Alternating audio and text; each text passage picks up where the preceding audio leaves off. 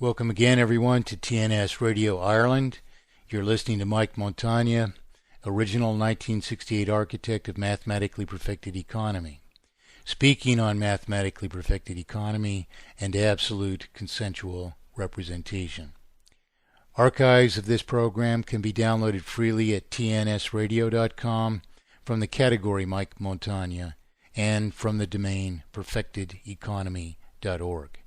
Original material, analyses, and solution, as always, are copyright and trademarked by yours truly, Mike Montagne. All rights and therefore claims of authority are reserved. Copies of this program can be downloaded and distributed freely only so long as the entirety of this program, including this copyright and trademark notice, remain intact. Good to have you with us again. Insurrection in London. It's happening, isn't it? This isn't at least the form of our necessary revolution, of course, except that under oppression you always have a loss of hope, and under a loss of hope you have crime and further compromise of human rights, which inevitably precipitate an event such as have touched off the events which are unfolding in London today. The question, if any, is what those events are unfolding toward. There's much in the alternate news, that is the news that we the people deliver each other through, particularly through the internet today.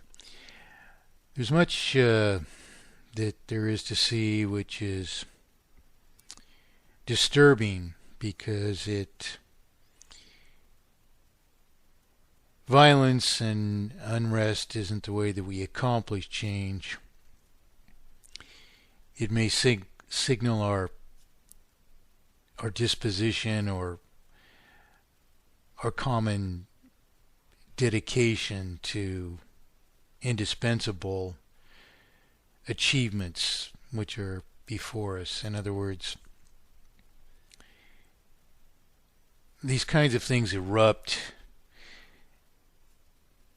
really largely when events spin out of control. They don't reflect our ability to right the world. They reflect protest against resistance to righting the world, which, if I may, I'm not, of course, a participant in the insurrection or demonstrations or whatever we want to call these things, but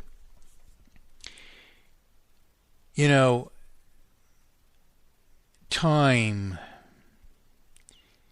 is basically, until we fix the world, is a cycle, and what affects one day or one generation at a given time are the same kinds of things that affect other generations. And when we're denied reparation, we may go on some further while suffering, perhaps a further degree or extent of abuse of power, until, again, something touches off events as we have in and about the entire London area. In truth, we can teach each other from the past, because it's what we left unresolved which precipitates in a continuance of history in which abuse festers among the populace. I don't know that anyone could say I wouldn't be correct if I assumed that at the bottom of all these events, which are not, of course, just happening in the United Kingdom. I hate the word kingdom. But of course, such as we've witnessed in North Africa recently, and in decades around the world, these events precipitate. I notice in the news for months before events broke out in Egypt and Libya, for instance, that the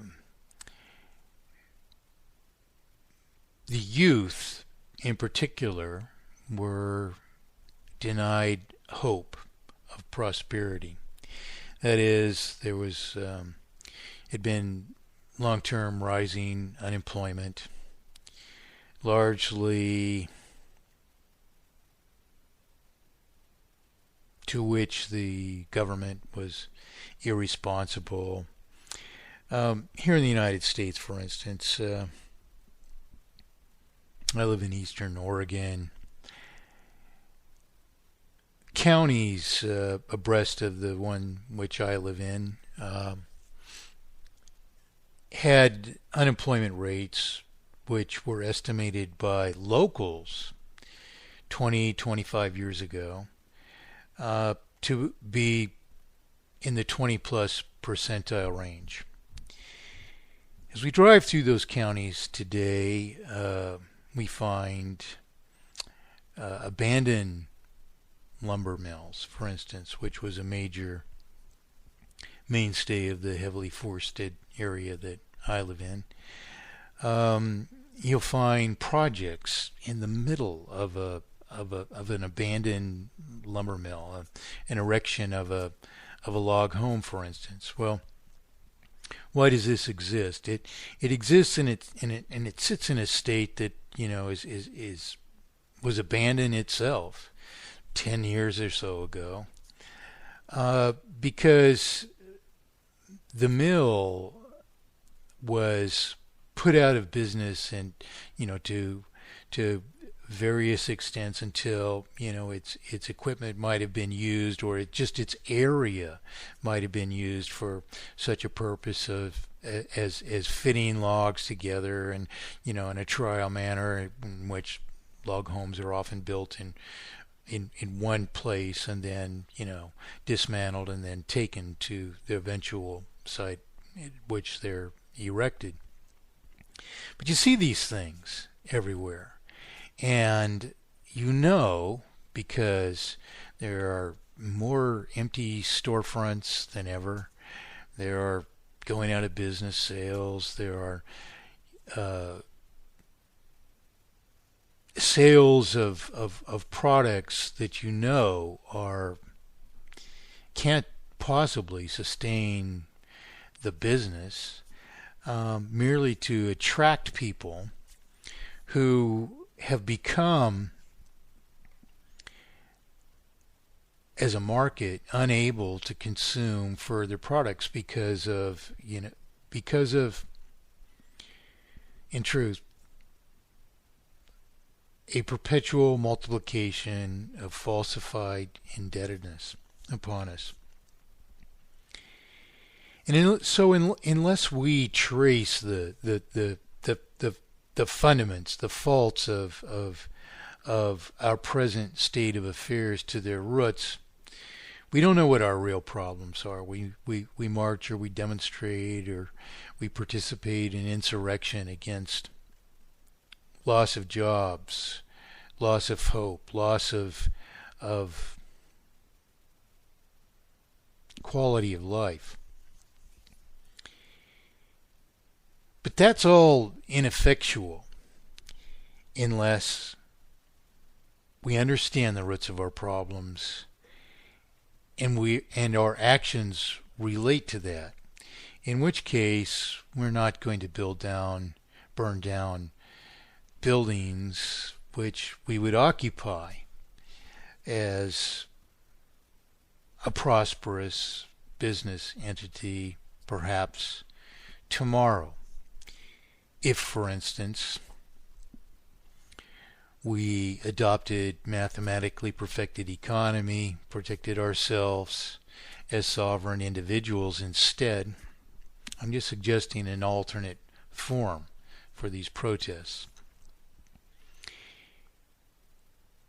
And so became immediately approximately 12 times as liquid, providing we have any liquidity left, which of course would compel us to rectify our problems before society degenerates to such a state that all that we have is insurrection, which doesn't focus upon the root causes of our problems and therefore does not lead to resolution. So if I were to teach anything, I would teach that unless you reach resolution, demonstration is for naught. It's a destruction of property in this case, which is our property, which is property that we need to sustain us if we do fix the world. So burning it down accomplishes nothing, and it demonstrates abuse of rights toward each other and negligence for our dependence upon resources that we've created and ought to possess ourselves to sustain ourselves. And this, of course, destroys any credibility of a demonstration as well. The next thing you know, the voices of the people are not to be heard by other people because we react against these things. And one thing that I saw on YouTube just a couple of days ago, which was very disturbing, it was a young boy, and he'd evidently been beat up by older thugs. There's a video of this on YouTube, and